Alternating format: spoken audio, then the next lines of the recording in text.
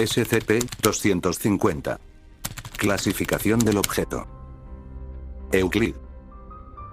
Más que un alosauro.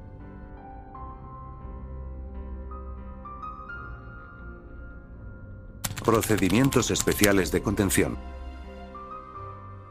SCP-250 debe ser mantenido en un recinto de 50 metros por 50 metros que simule una pradera, con paredes de metal acolchado de 15 metros de alto y 1 metro de grosor. La temperatura debe mantenerse entre 20 y 28 grados Celsius por el día y 10 y 14 grados Celsius por la noche, con un promedio de humedad que no supere el 8%.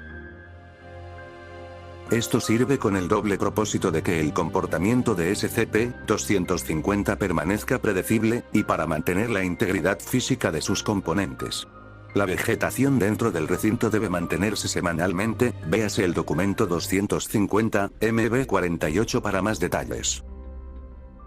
A pesar de que SCP-250 no requiera nutrirse físicamente, debe ser alimentado con un cerdo adulto vivo cada 2 días para regular su agresividad e instintos de cacería.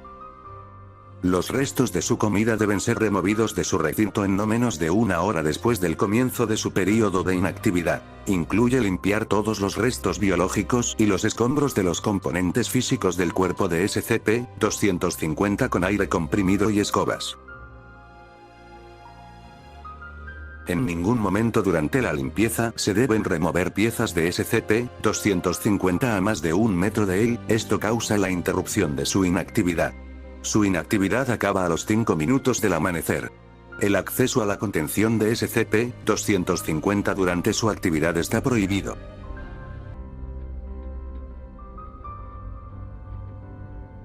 Descripción. SCP-250 es el esqueleto fósil animado de un alosauro originalmente identificado como un Allosaurus fragilis. Sin embargo, se encontró un artículo científico incompleto en los registros paleontológicos personales de la paleontóloga, que indica que esta clasificación pueda ser errónea. Este consiste en 153 huesos desarticulados, y 14 reemplazos de fibra de vidrio y plástico, todos están unidos por una fuerza desconocida.